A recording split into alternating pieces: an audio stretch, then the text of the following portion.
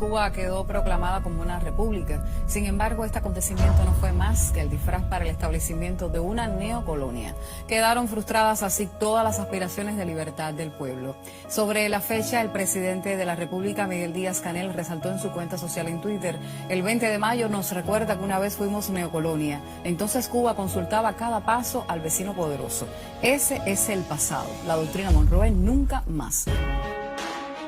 Antes del triunfo revolucionario del 1 de enero de 1959, los cubanos celebraban el 20 de mayo como Día de la Independencia Nacional, luego de 30 años de lucha por alcanzarla. Lo cierto es que en esa fecha la isla dejó de ser colonia de España para convertirse en neocolonia de los Estados Unidos de América tras su intervención militar.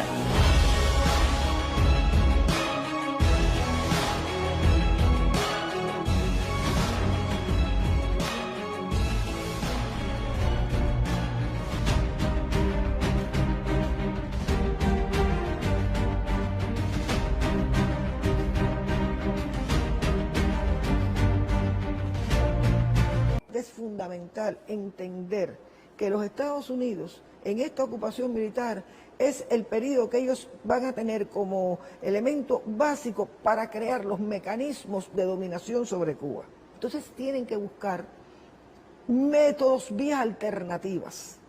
Y esa vía alternativa implicó tener que reconocer la implementación de un Estado Nacional en Cuba. En 1900, y esta asamblea va a aprobar la Constitución en 1901, pero los Estados Unidos ha planteado que como parte de la Constitución debe legislarse sobre las relaciones entre los dos países. Esto también trajo muchas protestas. La gente le llamó la cláusula sospechosa. Llegó el momento en que evidentemente la misma Asamblea Constituyente es absolutamente mayoritaria independentista. Aunque haya tendencias distintas, más conservadoras, etcétera, pero sí todos, la mayoría, la gran mayoría es independentista. Entonces, tienen ellos que asumir desde los Estados Unidos, buscar ese instrumento que va a ser la llamada enmienda Platt. Lo que sucede es que ya y sí los Estados Unidos se pusieron en una posición ya intransigente. O se acepta la enmienda o no se acaba la intervención. De manera que han creado el mecanismo que por supuesto ha estado acompañado durante todo este periodo con inversiones norteamericanas, con la introducción de elementos que a ellos les parece importante en el sistema educacional cubano. Es decir, han estado trabajando para crear estos mecanismos de dominación, pero la enmienda Platt va a ser, digamos, el instrumento esencial en ese momento. Y a partir de aquí entonces ya se convoca para elecciones generales para constituir el gobierno de Cuba. De manera que cuando el 20 de mayo se va a constituir el gobierno hay todo este precedente. Pero yo insisto, no fuimos anexados, no hubo una anexión. Tuvieron que al menos formalmente reconocer la República de Cuba, aunque sea formal, pero la tuvieron que reconocer. Y esto nos pone en una situación distinta a la que hubiera sido con una anexión. Cuando Martí habló de hacer a tiempo la independencia de Cuba, bueno, no se pudo hacer entonces a tiempo.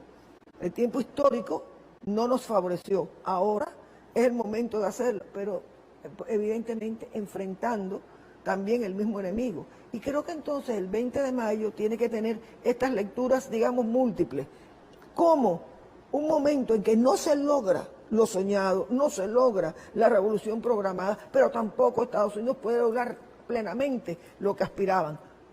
Y aquí, insisto, en el reconocimiento a la resistencia del pueblo de manera espontánea, natural, ese pueblo que resistió y que ahora lleva 62 años resistiendo también.